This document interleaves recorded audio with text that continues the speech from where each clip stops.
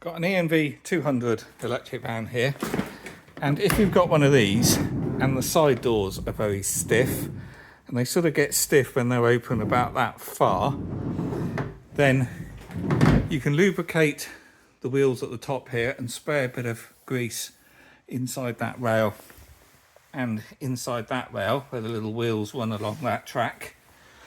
But the most common cause is actually the wheels in this track here. The best stuff to use is just plain white grease in a spray can with a nozzle, and let me just shake this one up. If you just spray it